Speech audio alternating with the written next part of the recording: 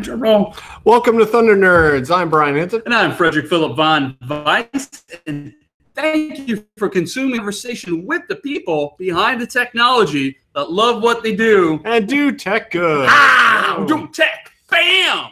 Yeah. Man, Brian, where the heck are we? Fort Lauderdale, Florida. Fort Lauderdale, Florida. Why are we here, Brian? We're here for the UX+DEV Summit. It's year 3. Year 3 of the UX+DEV Summit. We are honored to be here. Yeah. It is a 5-day event, 4 days of kind of workshops and day of speakers. Yeah, day of speakers. And today is one of the day of speakers. We have one of the speakers right here. We have Alex Redondo, right? Yeah, Redondo. Redondo. That's what I said the first time. Look at me saying names correctly and stuff. Yeah!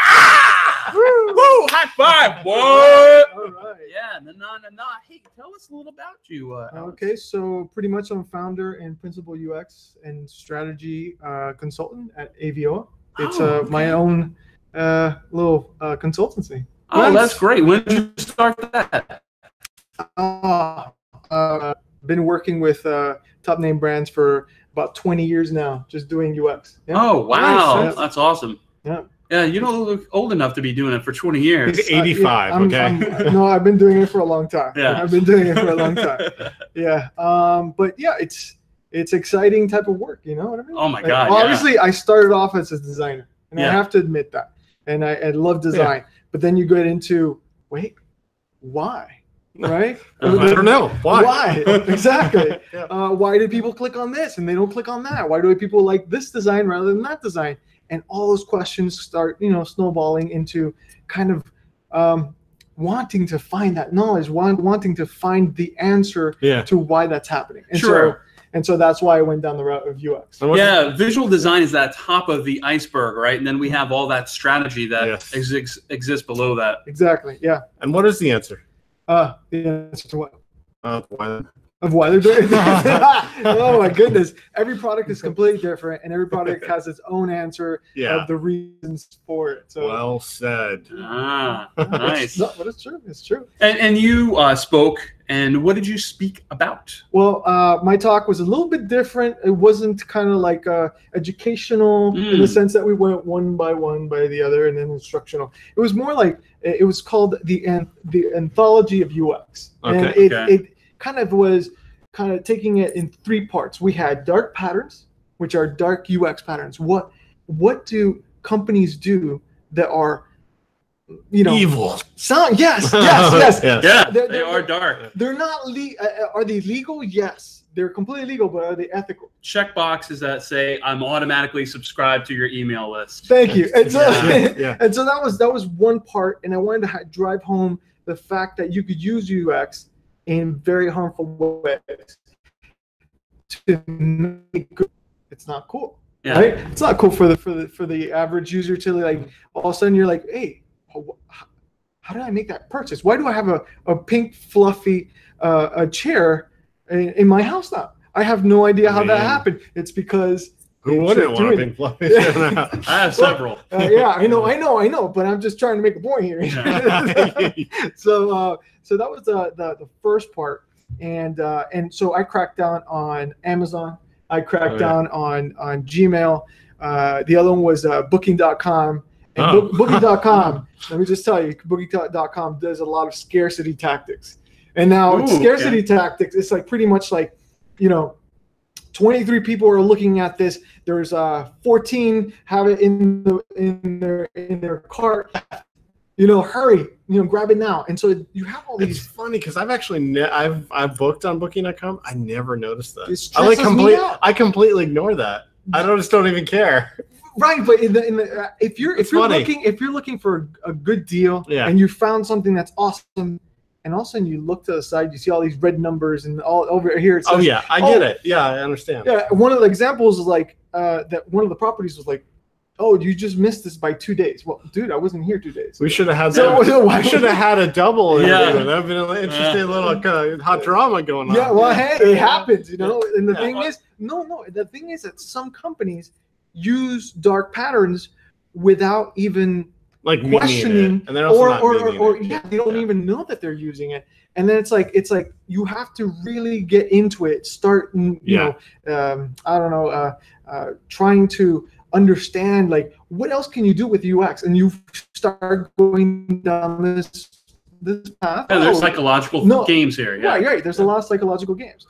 So what was 2 and 3 of the anthology? Well, you said 2. I think we're so no, one was dark UX patterns. Gotcha. The second one was hidden truths. Okay. Hidden truths. Can you tell us about that? Hidden truths was about simply taking apart what we pretend to be from what we really are. So our thoughts, like if you have a sucky UX process or a sucky team or something is just really wrong in your workplace, and somebody from another company comes to you and said, hey, so how is it? You're not gonna say, yeah, they suck. You're not gonna do that. You are not gonna do that. You're gonna try to like defend your team. So you're gonna pretend that everything is cool.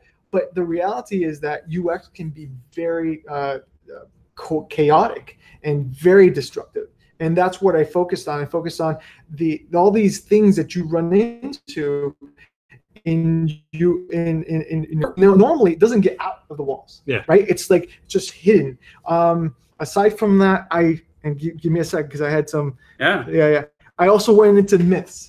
Right, and there's tons of myths, and to me, sounds like a myth to me. Yes, exactly. And so to me, it was like kind of like this. These myths are my pet peeves, and so I wanted to kind of like break down 6 of them at the very least, and I did that. I broke down 6 of them. Like UX is asking people what they want. Now that sounds reasonable, right? Sure, yeah. Ask the person, But it's more that's like how you want it, so details about what you want. Right. My example was my example was wait, no, not really, because the first time I opened up Photoshop for the first time ever, I was completely confused. And if somebody would have come to me and said, hey, what do you think should go into a photo editing type of software or app, I would be the first person because it's hard because you have to know that there's a learning curve.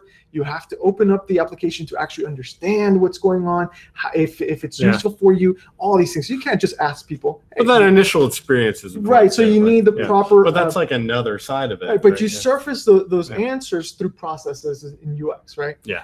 And then the third part, right after I kind of cleared the air from these hidden truths, was the event horizon. It was really cool. Ooh. The event horizon. Good movie. Well, yeah, I love the movie. I love the movie, but it's that outer edge of a black hole, right? It's that like point of no return.